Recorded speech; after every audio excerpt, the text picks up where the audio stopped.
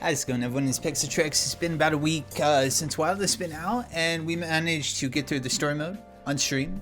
Even though it's been such a busy week for me. But yeah, I thought we would have a little discussion about the story and what I think, my opinion on the game overall.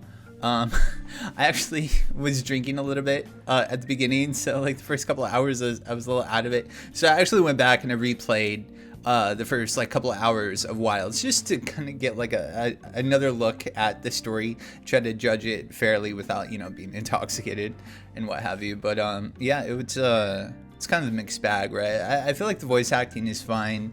I feel like the story's all right, but I feel like it overall like really worsens the pacing of the game. I don't feel like the story is paced very well, and a lot of it you can skip if you're not interested in it, but a lot of it you can't. And by that I mean like there's these little sections where you're on a rail and you know, you're talking to people, and it can be kind of immersive, but all you need is like a skip button, right? Just to get past it, you know, for the people that aren't interested in that. You know, Monster Hunter has always been a game that's held up by its gameplay, and you know, in recent years they're trying to you know, appeal to a wider audience, and it's worked. It's definitely worked, because when World came out, that was my first Monster Hunter game, so I'm like the target demographic for that stuff. But I mean, like, you know, I just feel like, and I don't think it's a controversial take, that the story isn't something I'm like entirely interested in. I did stick with it throughout the whole time, even though you could visibly see on stream, like during the cutscenes, I was like, okay, come on. Like, I think a lot of people felt the same way. But again, at the end of the day, you know, like once you actually get through it and you manage to get to the end, it was fine, right? It was serviceable for what it is. The real game starts then. People were actually suggesting that it should be a mode in itself, where it's just like, you know, you could skip it if you so wish. Yeah, I don't know. Like I said, you know, if they just took away the sections that put you on rails and or added a skip button for stuff like that, it'd be fine, right? Because like, if you can skip through the dialogue really fast, and you can skip all the cutscenes. I think off the bat, I don't know, maybe because I beat it before, it'll let me skip it. If you have to watch a cutscene, I hate when games do that, where like you have to see the cutscene first.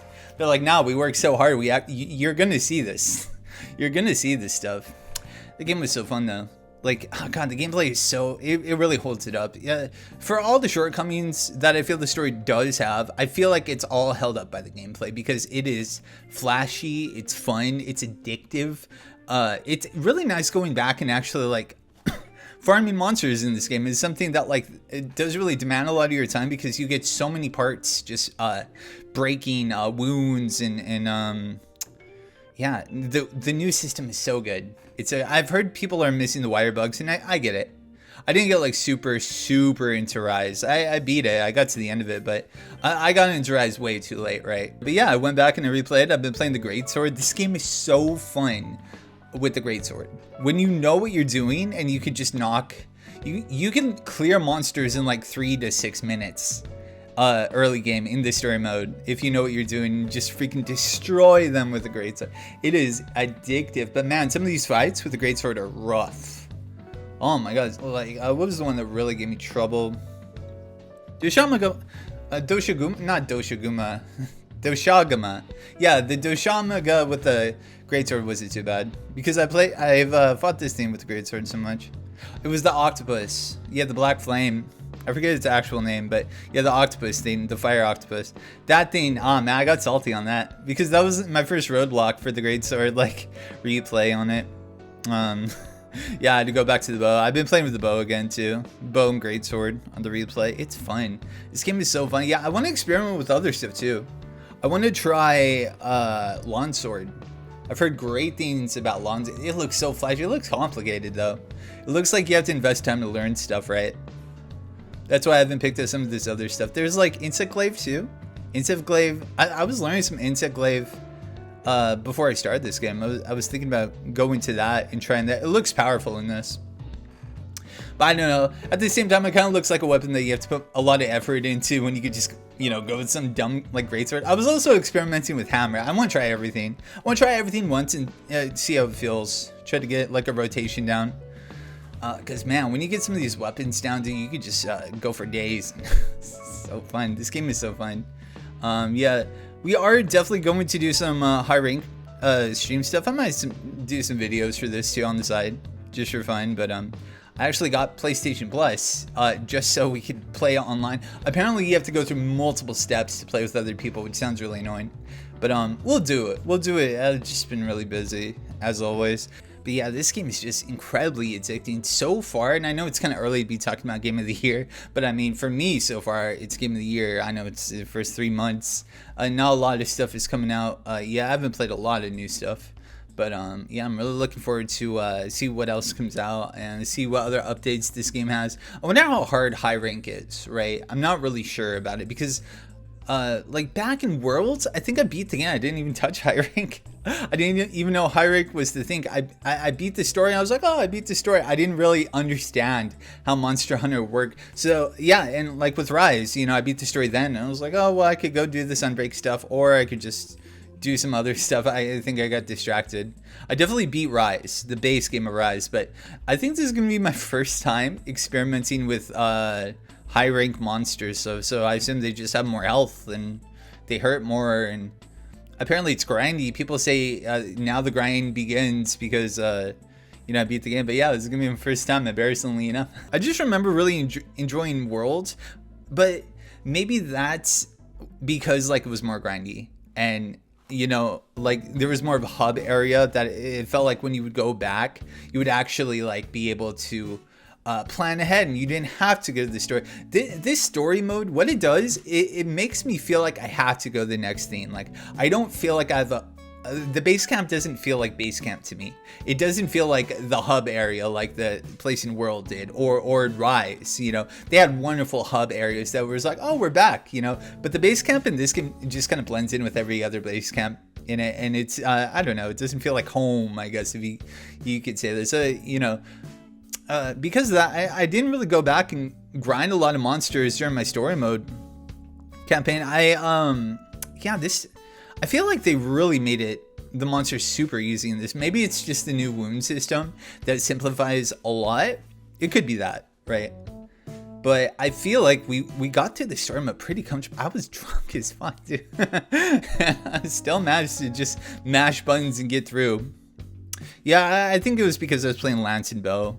I think they both kind of carried me, honestly, because Bo is like, God, if you know a simple rotation with Bo, the monsters just melts, right?